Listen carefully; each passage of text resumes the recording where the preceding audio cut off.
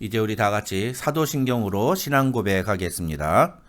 전능하사 천지를 만드신 하나님 아버지를 내가 믿사오며 그 외아들 우리 주 예수 그리스도를 믿사오니 이는 성령으로 잉태하사 동정녀 마리아에게 나시고 본디오 빌라도에게 고난을 받으사 십자가에 못 박혀 죽으시고 장사한 지 사흘 만에 죽은 자 가운데서 다시 살아나시며 하늘에 오르사 전능하신 하나님 우편에 앉아 계시다가 저리로서 산자와 죽은 자를 심판하러 오시리라. 성령을 믿사오며 거룩한 공회와 성도가 서로 교통하는 것과 죄를 사하여 주시는 것과 몸이 다시 사는 것과 영원히 사는 것을 믿사옵나이다. 아멘. 이제 우리 다 같이 찬송가 531장 자비한 주께서 부르시네 함께 찬양하겠습니다.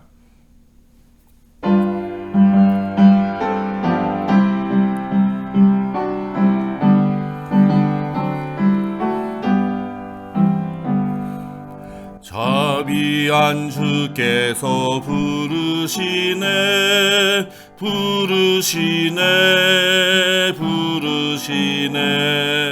사랑의 햇빛을 왜 안 받고 점점 더 멀리 가나 지금 오라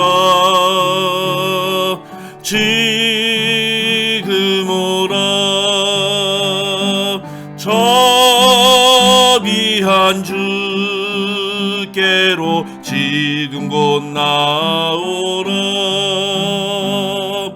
고달파 지친 자 쉬라하네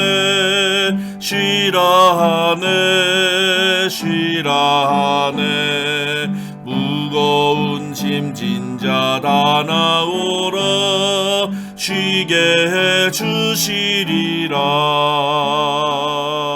지금 오라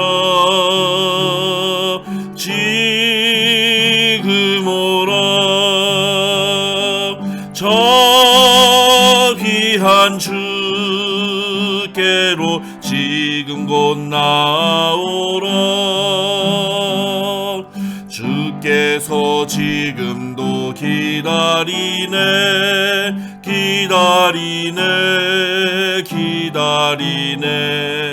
죄짐을 가지고 다 나오라 어서 주 앞에 오라 지금 오라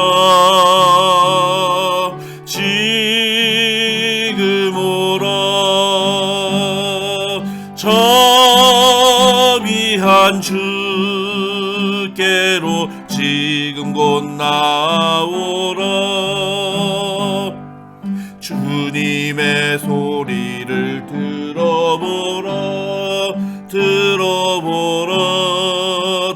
들어보라 그 이름 믿는 자 복받으리 어서 곧 일어나라 지금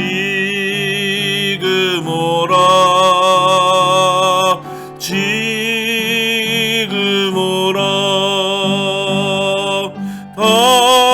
자비한 주께로 지금 곧 나오라 이 시간 함께 기도하겠습니다. 이 시간도 우리 함께 기도할 때에 오늘 수요강단을 위해서 함께 기도하겠습니다. 오늘도 주님 주시는 말씀 앞에 우리의 마음문이 활짝 열리게 하시고 성령님 우리가 그 말씀 앞에 반응하는 이 밤이 되게 하여 주시옵소서.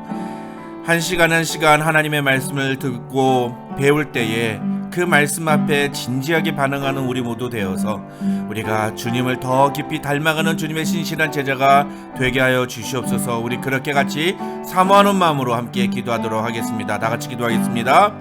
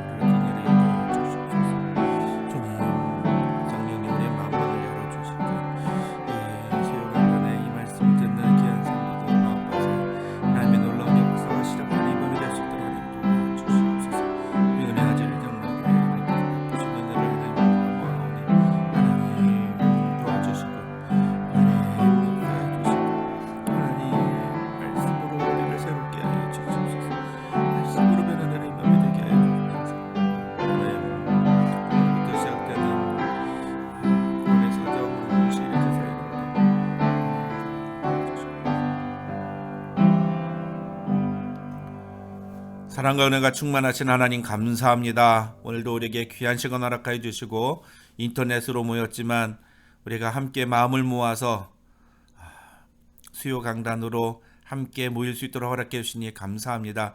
하나님의 말씀을 배우는 이 귀한 시간에 우리의 마음 문을 열어주시고 주님 앞에 반응하는 시간이 되게 해주시기를 원합니다. 성령 하나님, 오늘도 우리에게 은혜를 부어 주시옵소서. 성령의 은혜로 우리를 채워 주시어서 주님의 말씀이 우리의 마음밭에 심겨질 때 30배, 60배, 100배 결실을 맺는 놀라운 역사가 일어나도록 하나님 축복하여 주시옵소서. 이번 주부터 구원의 서정 시리즈 설교를 합니다. 하나님, 우리가 구원이란 무엇인지, 또 우리가 구원받은 사람의 증거가 무엇이고 어떻게 살아야 하는지를 우리가 함께 공부하고 말씀을 통해 배우려고 하는데, 하나님 이 시간을 통해서 하나님 큰 은혜를 부어주시고 우리 모든 은혜와 진리 장로교에 속한 모든 교우들이 정말 어떠한 상황 속에서도 흔들리지 않는 구원의 확신과 믿음을 갖게 되는 귀한 시간 허락하여 주시옵소서. 사모하는 심령의 성령의 큰 은혜를 더욱 부어 주시옵소서. 예수님의 이름으로 기도드립니다. 아멘. 오늘부터 우리는 구원의 서정이라는 주제로 9가지 구원과 관련된 여러 가지 교리를 공부할 예정입니다. 이 기독교의 기본 교리를 공부하는 것은 사실 굉장히 중요한 일입니다. 왜냐하면 교리란 우리의 신앙의 뼈대와 같은 것이기 때문입니다. 많은 분들이 교리 공부하면은 굉장히 딱딱하고 재미없는 것으로만 알고 계십니다. 물론 재미는 없을 수는 있는데요. 그렇지만 이 교리를 아는 것과 교리를 모르고 신앙생활을 하는 것은 굉장히 큰 차이가 있습니다. 단적으로 우리가 교회들 중에 보면 교단이라는 게 있지 않습니까? 이 교단이 왜 이렇게 나눠져 있을까요? 이 교단이 나눠져 있는 이유가 크게 두 가지인데, 하나는 교리적인 차이 때문에 나눠져 있고 다른 하나는 정치적인 문제 때문에 교단이 나눠져 있는 경우들이 있습니다. 그래서 이 교리를 공부하는 것은 우리가 어떠한 신앙을 믿고 고백하느냐를 결정하는 데 굉장히 중요한 그런 내용이라고 할 수가 있겠습니다. 앞으로 9주 동안 우리가 살펴볼 내용은 그 교리 중에서도 구원론에 해당되는 내용입니다. 구원이란 무엇이고 어떻게 우리가 구원을 받게 되는지, 그리고 구원받은 이후에 우리의 삶은 어떻게 살아야 하는지에 대한 내용을 우리가 함께 다루도록 하겠습니다. 그 첫 번째 시간으로 오늘은 소명에 대해서 함께 이야기를 나누겠습니다. 소명이란 영어로 calling이라고 할 수가 있겠습니다. 이 소명이라는 것은 예수 그리스도께서 그의 작정하신 뜻 안에서 구원을 받도록 그가 선택하신 죄인을 부르시는 행위를 의미합니다. 다시 말해서 소명이란 하나님이 구원하기로 작정하신 죄인의 삶 속에서 일어나는 첫 번째 구원과 관련된 역사인 것입니다. 이 소명은 사실 중생보다 먼저 일어납니다. 다시 말하면 소명을 받지 못한 사람은 구원받지 못한다, 이렇게 말할 수도 있는 겁니다. 이거 굉장히 중요한 문제죠. 내 삶 속에 하나님께서 누구시고 예수 그리스도께서 누구이신지를 알게 하시고 또 우리를 구원으로 초청하시는 하나님의 역사하심이 바로 소명이라는 것입니다. 내 삶의 중심이 누구이신지, 나는 어떻게 하면 구원을 받을 수 있는지를 깨닫게 하는 것, 그것이 바로 소명인데요. 이 소명은 꿈이나 어떤 사건이나 지식으로 오는 것이 아닙니다. 이것은 철저히 하나님의 말씀으로 우리에게 다가옵니다. 이 소명과 관련해서는 여러 개혁주의자들의 선언이 있습니다. 먼저 벨직 신앙고백서를 보시면 우리는 하나님의 말씀을 듣고 성령의 사역으로 인해 이 참된 신앙이 인간 안에 일어나며 인간을 중생시키고 새로운 인간으로 만들며 새로운 삶을 살게 하고 죄의 속박으로부터 그를 해방시킨다고 믿는다, 이런 고백이 있습니다. 여기서도 보시면 이 소명이란 하나님의 말씀을 듣는 것에서 시작된다라고 이 벨직 신앙 고백서는 이야기를 하고 있습니다. 또 도르트 신조라는 것이 있습니다. 이 도르트 신조에 보시면 그러나 하나님께서 선택된 자 안에서 하나님의 기쁘신 뜻을 성취할 때 혹은 그들 안에서 진정한 회심을 일으킬 때 하나님은 복음이 외적으로 그들에게 선포되게 하시며 성령에 의해 그들의 마음을 강하게 조명하여 그들이 하나님의 영에 관한 일들을 바르게 이해하고 분별하게 할 뿐 아니라 동일한 중생의 영에 의해 인간의 가장 깊은 심층에 침투한다 라고 기록하고 있습니다. 말이 좀 어려운데요. 여기서 중요한 건 무엇이냐면 하나님은 복음이 외적으로 그들에게 선포되게 하신다는 겁니다. 이게 바로 소명인 것입니다. 여러분, 우리가 교회를 가리켜서 부르심을 받은 자들이 모인 곳이라고 이야기하지 않습니까? 부르심을 받았다는 게 바로 소명이라는 거죠. 부르심을 받지 못하면 우리가 교회가 될 수가 없습니다. 부르심을 받지 못한 자들은 구원받지 못합니다. 우리가 구원받은 것은 모두 다 하나님께로부터 부르심을 받았기 때문이라는 사실을 여러분 꼭 기억하시기 바랍니다. 자, 그렇다면 이 소명의 성경적인 근거는 어떻게 되는가? 로마서 10장 14절을 보시면 그런즉 그들이 믿지 아니하는 일을 어찌 부르리요? 듣지도 못한 일을 어찌 믿으리요? 이렇게 얘기했습니다. 그렇죠? 듣지도 못한 것을 어떻게 믿겠느냐? 듣지 못하면 믿을 수가 없다는 거죠. 들어야. 믿음은 들음에서 나며 믿음은 들음에서 난다고 했습니다. 그렇죠? 우리가 들어야 됩니다. 주님이 우리를 부르시는 그 음성을 들어야 우리 마음속에 믿음이 생기는 것입니다. 로마서 8장 30절에서도 또 이렇게 말씀합니다. 또 미리 정하신 그들을 또한 부르시고 부르신 그들을 또한 의롭다 하시고 의롭다 하신 그들을 또한 영원롭게 하셨느니라. 이 로마서 8장 30절이 어떻게 보면은 구원의 서정의 전체적인 내용을 요약하고 있다 말씀드릴 수도 있겠습니다. 부르심으로부터 시작된 이 구원은 최종적으로 영화의 단계까지 나아가기 때문입니다. 그래서 우리가 이 구원의 순서, 우리 안에서 구원이 어떻게 일어나는가, 그리고 그 구원 이후에 구원을 향해 우리가 어떤 과정을 밟아가야 되는가를 총 9가지로 이야기를 합니다. 첫째는 소명이고요. 두 번째는 중생, 세 번째는 회개, 네 번째는 신앙, 다섯 번째는 칭의, 여섯 번째는 수양, 양자가 됐다는 거죠. 그 다음에 일곱 번째는 성화, 여덟 번째는 견인, 그 다음에 마지막 아홉 번째가 영화의 단계입니다. 그런데 이 소명은요, 둘로 구분할 수가 있습니다. 어떻게 구분이 되느냐 하면 외적인 소명과 내적인 소명이 있습니다. 이 외적인 소명은 우리의 밖에서 일어나는 소명이죠. 그리고 내적인 소명은 우리의 마음 안에서, 우리의 영혼 안에서 일어나는 소명입니다. 중요한 건 이 외적인 소명과 내적인 소명 사이에 중생이 일어난다는 것입니다. 무슨 말인가 하면 내적인 소명은 중생받은 자에게서만 일어나는 사건이라는 거예요. 그러니까 소명도 두 가지가 있는 겁니다. 하나는 중생받지 못한 자들에게도 일어나는 소명이 있고요. 다른 하나는 중생받은 자들만이 경험할 수 있는 소명이 있습니다. 그것을 외적인 소명과 내적인 소명으로 구분을 하고 있는 것이죠. 자, 그렇다면 이 소명에 대해서, 외적인 소명과 내적인 소명에 대해서 좀 더 자세하게 살펴보겠습니다. 먼저 외적인 소명을 우리가 좀 이야기를 해볼까요? 이 외적인 소명은요, 죄인에게 죄의 용서와 영원한 생명을 얻기 위해서 그리스도를 믿음으로 받아들일 것을 권면하고 그리스도 안에 있는 구원을 제시하는 행위를 말합니다. 쉽게 말하면 일반적으로 복음을 선포하는 것, 설교를 통해서 하나님의 말씀을 전하는 것과 같은 행위가 바로 외적인 소명이라는 거죠. 근데 이 외적인 소명은요, 모든 인간이 거절할 수 있는, 그리고 거부할 수 있는 그런 기회가 있습니다. 왜냐하면 아직 그 중생이 일어나지 않은 사람에게도 외적인 소명이 일어나기 때문에 이 외적인 소명은 얼마든지 거부할 수 있는 그런 소명이다, 그렇게 말씀을 드릴 수가 있겠습니다. 이 외적인 소명의 특징은요, 일반적이라는 거죠. 누구나 중생한 사람이나 중생하지 못한 사람이나 누구에게나 들리는 소명이라는 겁니다. 그러나 이 소명은 진실한 부르심입니다.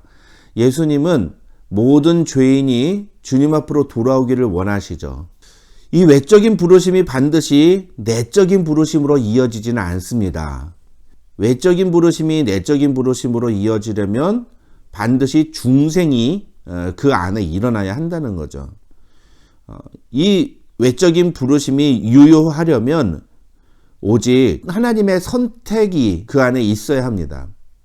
그래서 믿음으로 그리스도를 영접하라는 그 은혜로운 부르심이나 그 성취는 오직 선택받은 자들에게만 유효하다, 이렇게 말할 수가 있습니다. 그냥 쉽게 말하면 중생의 선물을 받은 자들만이 내적인 소명으로 이어지게 된다라는 것입니다. 그렇다면 하나님이 왜 외적인 소명을 허락하시는 걸까요? 첫 번째는 하나님의 영원하신 능력과 신성을 알리기 위해서입니다. 두 번째로 이 외적인 소명의 목적은 죄인을 부르시는 것입니다. 하나님은 죄인을 부르시기 위해 세상에 복음을 선포하라고 우리에게 말씀하셨습니다. 마지막 세 번째로 하나님은 세상 모든 사람들에게도 하나님의 거룩하심과 의로우심과 긍휼하심을 나타내길 원하십니다. 마가복음 16장 15절 16절 말씀을 보겠습니다. 또 이르시되 너희는 온천하에 다니며 만민에게 복음을 전파하라. 믿고 세례를 받는 사람은 구원을 얻을 것이요 믿지 않는 사람은 정죄를 받으리라. 여기서도 보시면은 이게 우리가 오해하기 쉬운 건데 마치 복음을 전파라, 만민에게 복음을 전파했을 때 그걸 듣고 믿는 사람은 구원을 얻고 믿지 않는 사람은 정죄를 받으리라고 했기 때문에 구원의 주도권이 자기 자신에게 있는 것처럼 생각할 수 있습니다. 실제로 그렇게 이해하는 교단도 있습니다. 그렇지만 우리 장로교단은 여기서 이 만민에게 전파되는 이 복음을 듣고 그것을 믿느냐 믿지 않느냐의 갈림길은 어디서 결정되느냐? 바로 하나님께서 그 사람에게 중생의 선물을 허락하셨느냐 허락하지 않으셨느냐에 의해서 결정된다고 그렇게 이해를 하는 것입니다. 그러니까 우리 장로교는 구원의 주도권이 하나님께 있는 겁니다. 반면에 천주교회를 비롯해서 여러 어떤 교단 같은 경우에는 아니다. 구원은 하나님의 선택과 나의 선택이 합쳐져서 그래서 우리가 구원을 받는 것이다. 이렇게 이해를 하고 있기도 하는 거죠. 이게 교단의 차이가 그래서 일어나는 것이고 그래서 우리가 장로교 교리를 정확하게 공부하는 것이 굉장히 중요합니다. 두 번째 마태복음 22장 2절부터 14절 중에 보시면은요. 이 혼인잔치에 대한 그 비유가 나오는데 그 중에 보시면 그 종들을 보내어 그 청한 사람들을 혼인잔치에 오라 하였더니 오기를 싫어하거늘 청함을 받은 자는 많되 택함을 입은 자는 적으니라는 말씀이 나옵니다. 주인은 분명히 종들을 보내서 혼인잔치에 많은 사람들을 초청했습니다. 그게 외적인 소명이라는 거죠. 그러나 그것을 듣고서 오는 사람과 오지 않는 사람이 나뉜다는 겁니다. 이것이 바로 중생의 증거가 되는 것이죠. 온 사람은 그 주인의 부르심을 듣고 주인과 함께 잔치 자리에 참여하게 됩니다. 그게 내적인 부르심인 거예요. 이렇게 성경적인 근거가 나오게 되고요. 또 마태복음 11장 28절 수고하고 무거운 짐진 자들아 다 내게로 오라 내가 너희를 쉬게 하리라. 주님의 의로우심과 긍휼하심, 거룩하심을 나타내는 그런 놀라운 부르심이라고 말씀을 할 수가 있겠습니다. 계시록 22장 17절 성령과 신부가 말씀하시기를 오라 하시는도다. 듣는 자도 오라 할 것이요 목마른 자도 올 것이요 또 원하는 자는 값없이 생명수를 받으라 하시더라. 주님은 그의 신부들에게 오라고 말씀을 하신다는 거죠. 로마서 1장 20절 창세로부터 그의 보이지 아니하는 것들 곧 그의 영원하신 능력과 신성이 그가 만드신 만물에 분명히 보여 알려졌나니 그러므로 그들이 핑계하지 못할지니라. 우리가 아까 살펴봤죠. 하나님의 영원하신 능력과 신성을 알리기 위해서 그래서 하나님께서 그 모든 세상 만물을 통해서 하나님의 존재를 보여주시고 하나님의 능력을 보여주시고 하나님의 영광을 보여주셨다. 그게 외적인 소명이라는 거예요. 네. 마지막으로 고린도전서 1장 23절 우리는 십자가에 못 박힌 그리스도를 전하니 유대인에게는 꺼리는 것이요 이방인에게는 미련한 것이로되. 복음을 전할 때 우리는 유대인에게만 혹은 이방인에게만 중생하기로 약속된 하나님이 정하신 사람에게만 복음을 전하는 게 아닙니다. 우리는 누구에게나 복음을 전해야 됩니다. 그 행위가 외적인 부르심이라는 거예요. 네.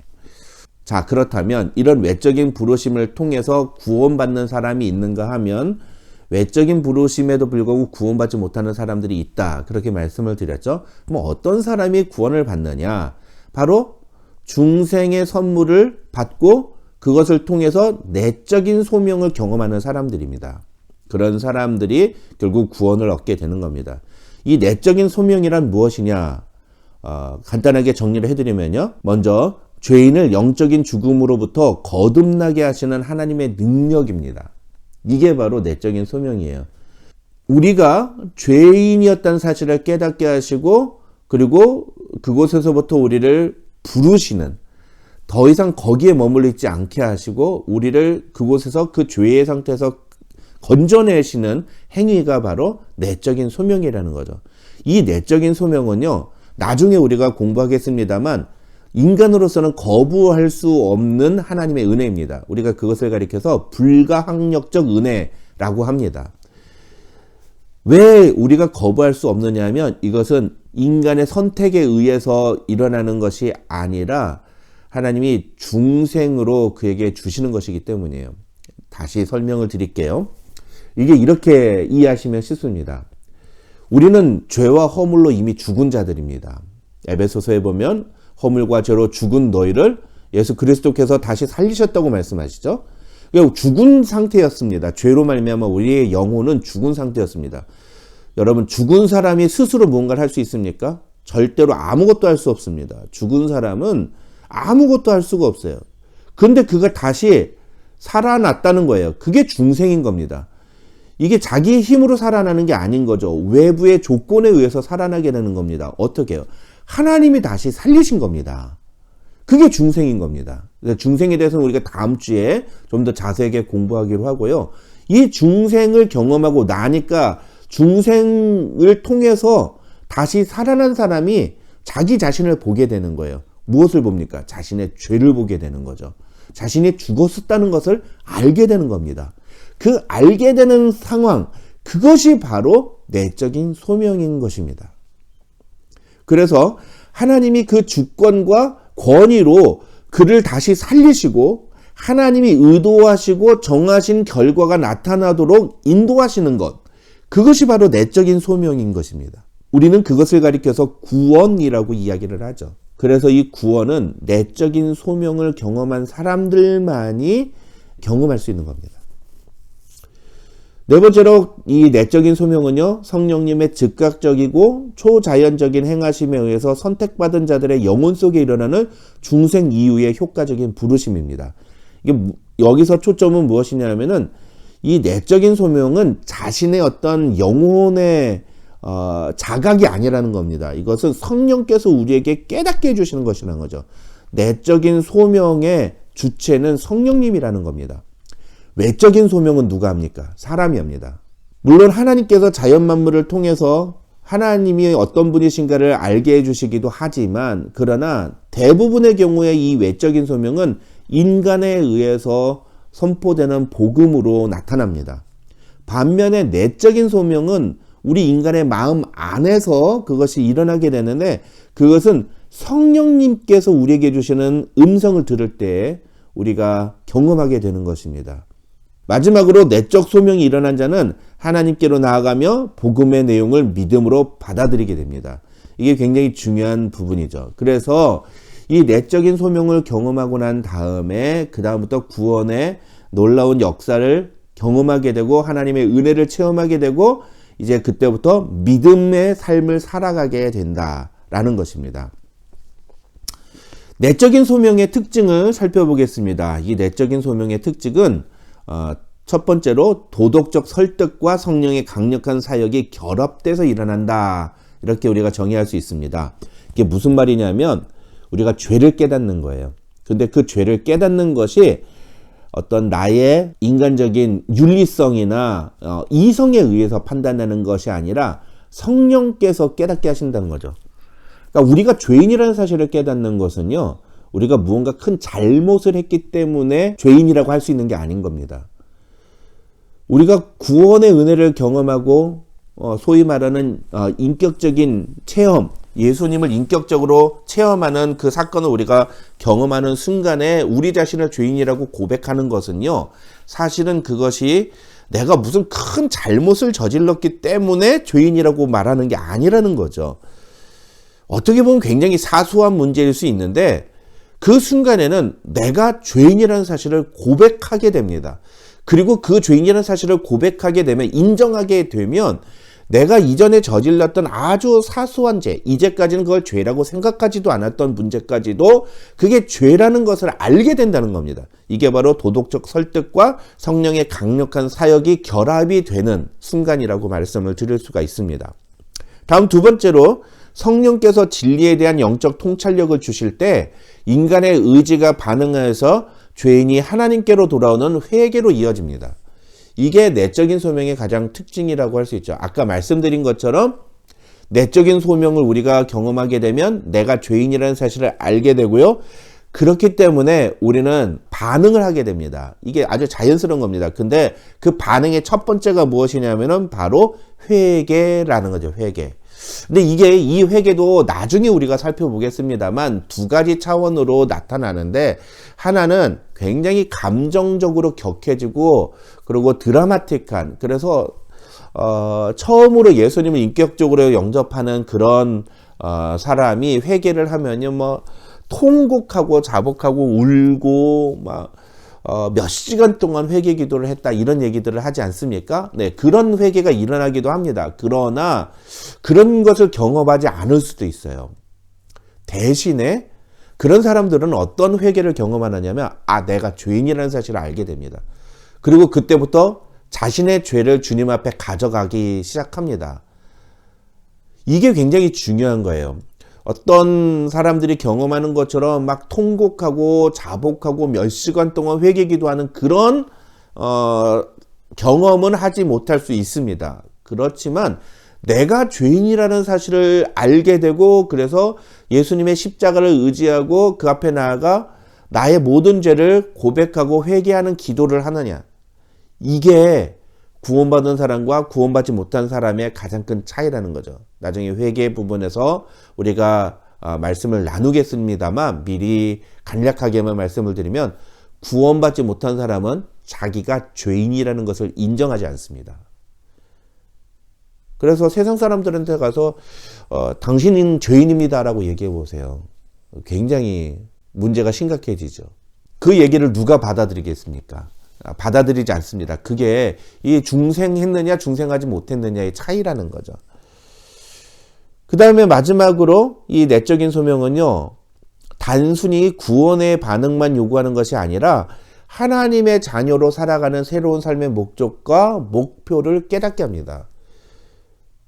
하나님께서 나를 어떻게 부르셨는지, 나를 구원하신 이유가 무엇인지를 알게 하는 것, 그게 내적인 소명이라는 거죠.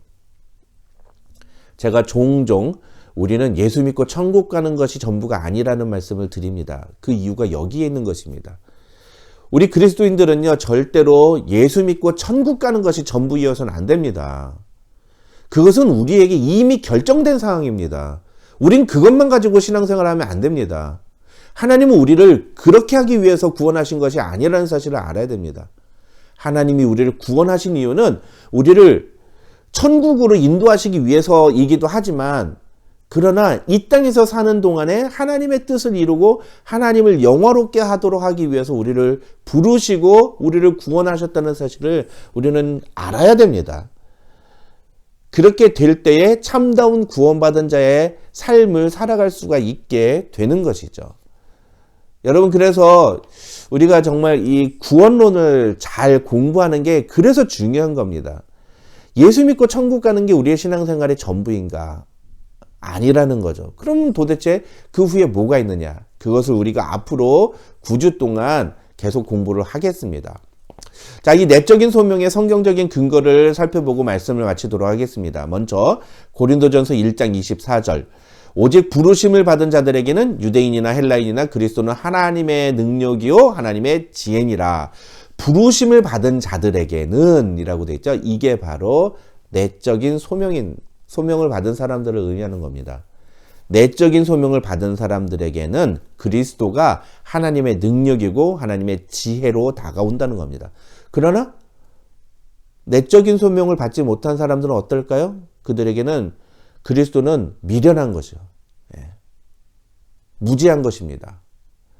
세상 그렇게 무지할 수가 없어요. 세상 그렇게 미련할 수가 없어요. 아니, 돈 열심히 벌어서 그 돈 번 거를 왜 교회에다 갖다 바칩니까? 일요일날 가족들하고 좋은 시간 보냈는데 왜 그 시간에 교회 가가지고 그렇게 예배 드리고 그렇게 목사라는 사람의 말을 듣습니까? 그 미련한 짓이죠.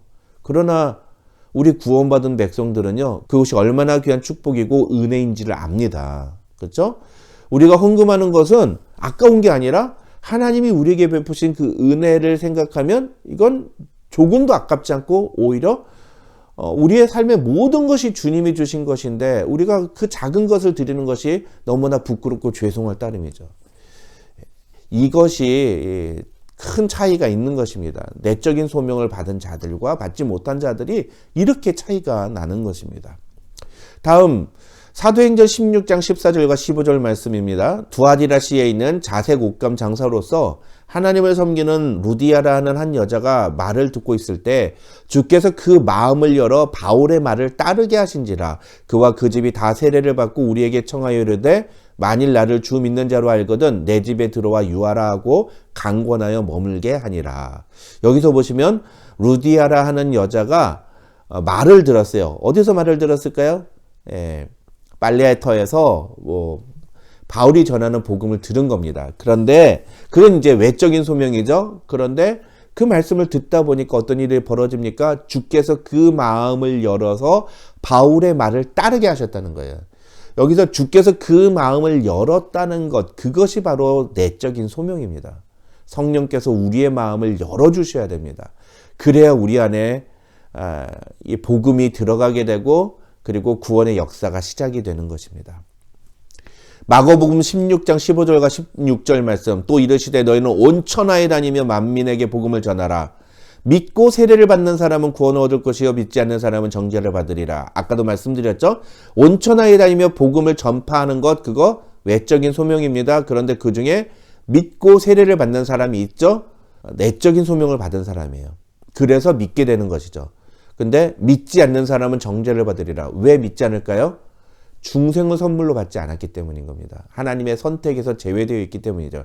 나중에 우리가 살펴보겠습니다. 이게 막 하나님의 편파적이다, 하나님이 불공평하시다, 그렇게 얘기하는 사람들이 있는데 인간적인 기준입니다. 하나님의 관점에서 보면 모든 사람이 다 죄로 말미암아 죽고 마땅한 자들이죠. 근데 그 중에 하나님이 특별히 선택하신 그런 하나님의 놀라운 은혜를 베푸셨다. 그렇다면 그 선택받은 사람들은 하나님의 불공평성에 대해서 얘기할 것이 아니라 나도 역시 죽어 마땅한 자였는데 그런 나를 하나님이 선택하셨다는 사실에 감사하는 것이 먼저 필요한 것입니다. 그리고 그 다음에 내 이웃에 있는 사람들도 그런 구원에 하나님의 작정이 되어 있는지, 그래서 하나님이 그것을 위해서 외적인 부르심으로 나를 사용하시지는 않는지 그걸 고민해야 되는 것입니다. 이게 바른 신자의 반응이라는 거죠. 마지막으로 아까 우리가 살펴봤던 내용인데요. 마태복음 22장 2절부터 14절에 있는 내용, 그 종들을 보내어 그 청한 사람들을 혼인잔치에 오라 하였더니 오기를 싫어하거늘. 왜 오기 싫어한다고요? 중생을 선물로 받지 않았기 때문에. 그러니까 오기 싫어하는 거예요. 복음을 거절하는 거죠.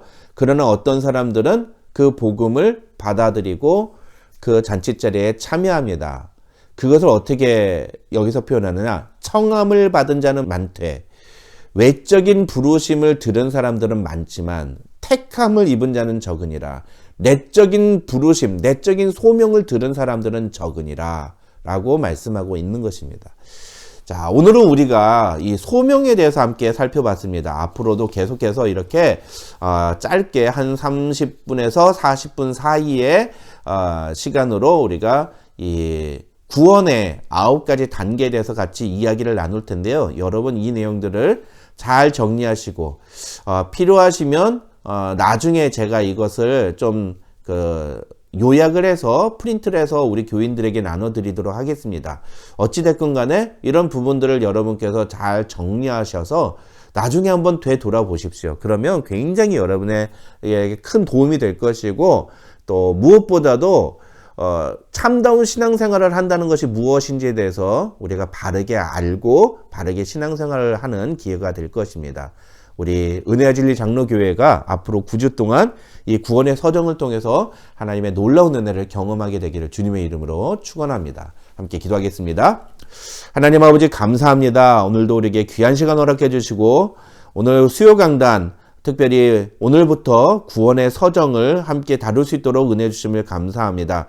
하나님께서 우리에게 베푸신 구원이 얼마나 놀라운 사건인지, 이것이 얼마나 큰 은혜인지를 바르게 알고 그 은혜에 합당한 삶을 살아가는 우리 모든 성도들 될 수 있도록 주님 축복하여 주시옵소서. 세상에 수많은 사람들이 있는데 우리를 택하셔서 우리에게 중생의 은혜를 허락하시고 그 중생으로 말미암아 우리 안에 내적인 소명이 일어나게 하심을 감사합니다. 우리 안에 계신 성령님께서 우리에게 이 복음을 알게 하시고 이 복음을 믿게 하셨던 것처럼 이제도 이 복음을 따라 살아갈 수 있도록 우리를 도와주시옵소서.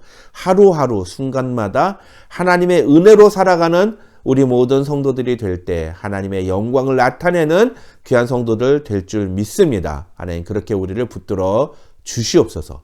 감사드리오며 예수님의 이름으로 기도합니다. 아멘. 지금은 우리 구주 예수 그리스도의 한이 없으신 은혜와 우리 아버지 하나님의 만극하신 사랑과 성령 하나님의 감동, 감화, 교통 충만하신 은혜가 너희 무리 가운데 함께 있을지어다. 아멘.